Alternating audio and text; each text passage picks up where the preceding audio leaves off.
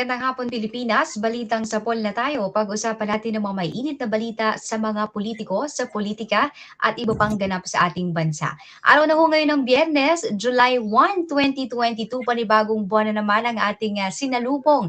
At congrats ho sa mga nakaka-anim na buwan na ngayong taon. Susunod na 6 na buwan na lang ang kailangan nating lagpasan at pagdaanan. Malayo-layo na rin ang ating nararating ngayong 2022. Narito na ang ating mga sapol headlines ngayong hapon. Gabinete ni President Bongbong Marcos, opisyal nang nanumpa sa pwesto. President Marcos kumpiyansang maisasaayos ni Vice President Sara Duterte ang sektor ng edukasyon. At 300 million jackpot prize sa loto, wala pa rin nakakasungkit. Sa detalye ng ating mga balita ngayong hapon, pangkalatang naging mapayapa at matagumpay ang isinagawang inauguration ni Pangulong Ferdinand Marcos Jr. kahapon. Ayon kay PNP Chief Officer in Charge, Lieutenant General Vicente Danao Jr., walang iniulat na anumang kaguluhan o anumang untoward incident sa makasaysayang panunumpa. Yan ay kahit pa naglunsad ng kilos protesta ang ilang grupo sa lungsod ng Maynila kung saan idinaos ang inaugurasyon. Samantala, pinangunahan naman ni Pangulong Marcos kagabi ang panunumpa ng mga miyembro ng kanyang gabinete, kabilang na si Vice President Sara Duterte na bagong kalihim ng Department of Education. Kabilang din sa mga nag-oath taking sina Executive Secretary Vic Rodriguez, Secretary Benjamin Jocno ng Finance, Jose Crispin Remulla ng DOJ, and Emmanuel Bonoa ng DPWH, Bienvenido Laguesma ng DOLE, Susan Ople ng Migrant Workers Affairs, Alfredo Pascuala ng Trade and Industry, Erwin Tulfo ng DSWD, Ben-Hur Abalos ng DILG, Cristina Frasco ng Tourism, Van John Uy ng DICT, Jaime Bautista ng Transportation, Amena Pangandaba ng DBM, at Conrado Estrella III ng Agrarian Reform. Ngayong araw, hinirang din naman ang bagong kalihim ng Foreign Affairs na si dating United Nations Ambassador Enrique Manalo. 2 peso na lamang ang hindi pa napupunan dahil masusi pang pinag-aaralan ang mga itatalagang opisyal para maging kalihim ng Department of Health at Department of Energy.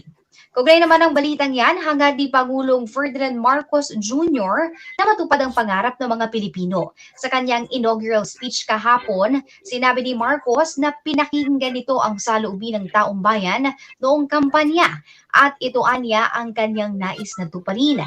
Para maisakatuparan ng mga ito, isang komprehensibong plano na ang binabalangkas ng kanyang administrasyon at kanya itong ilalatag sa unang State of the Nation address ngayong buwan.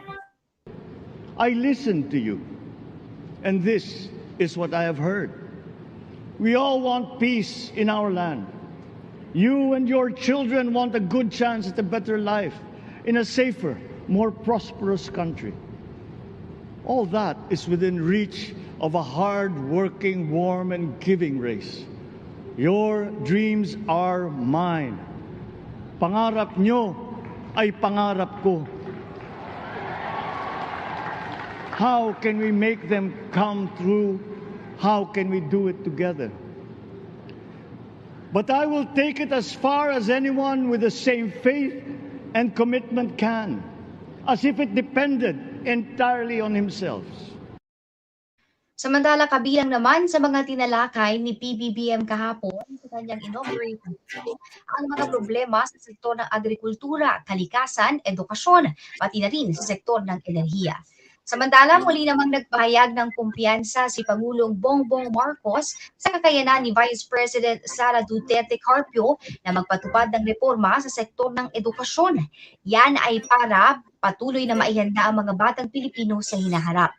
Binigyang diin din ni Marcos ang pangangailangan na plantsahin ang mga ginagamit sa pagtuturo sa mga eskwelahan tulad ng paghasa sa wikang Ingles.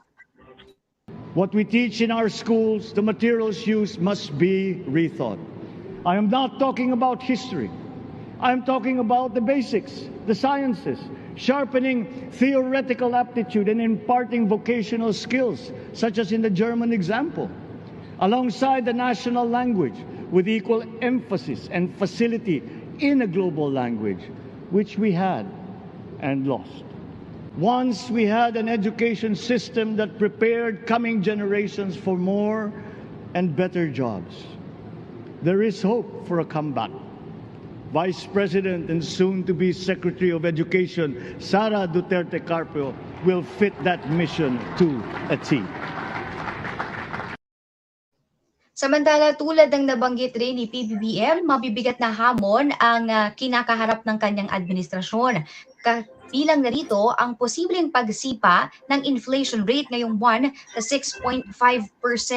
Yan ay magsisimula sa ngayong taon hanggang sa susunod na 3 taon dahil sa patuloy na pagtaas na presyo ng mga pangunahing bilihin. Ayon kay Finance Secretary Benjamin Jokno, inaasahang sasampa na sa 5.7% hanggang 6.5% ang range ng inflation ngayong buwan. Iginit ni Jokno na ilan sa mga pangunahing pinagmumulan ng inflationary pressures ay ang pagtaas ng presyo ng langis sa international market, pagtaas ng singil sa kuryente, pagtaas ng presyo ng mga pangunahing bilihin at ang paghina ng halaga ng piso kontra dolyar. Sa iba pang balita, nakikiramay po ang buong Politico Live dahil pumanaw na po si dating Budget Secretary at Camarines Sur 1st District Representative Rolando Andaya Jr. kahapon ng umaga. Kinumpirma ng kanyang mga anak na sina Ranton at Kadrina Andaya ang pagkamatay ng kanilang ama pero tumangging magbigay ng pahayagamang ito at umapila na lamang ng pag-unawa sa gitna ng pagdadalamhati. Sa report ng Naga Police Station, isang putok ng barilang narinig sa kwarto ng dating mambabatas. Inaalam pa ng pulisya kung nagkaroon ng foul play, lalo't noong isang taon ay tinangka itong tambangan sa bayan ng Pili, subalit nakaligtas. Nobyembre naman nang magbalak si Andaya na kumandidato muli bilang kongresista pero umatras at sa halip ay tumakbo sa pagka-gobernador at natalo naman kay Governor Luigi Villafuerte na anak ng kanyang matinding katunggaling si Congressman El Rey Villafuerte. Good news naman muna tayo. Magandang balita ang sumalubong sa atin ngayong araw dahil rollback po sa presyo ng liquefied petroleum gas ang sumalubong sa atin ngayong araw. Epektibo ngayong araw ang pagbaba ng 40 centimos kada kilo ng LPG mula sa Petron. 36 pesos naman ang natapya sa kada kilo ng LPG ng Solane kaninang alas 6 ng umaga. Ang price adjustment ay bunsod ng paggalaw ng presyo sa international market. Panghuling balita na tayo ha, ito para sa mga umaasang maging milyonaryo. May pag-asa po kayo bukas na bukas. Wala pa rin nakakasungkit sa 300 pesos million jackpot prize ng 655 Lotto. Kahapon sa isinagawang raffle, walang better na nakakuha ng winning combination numbers.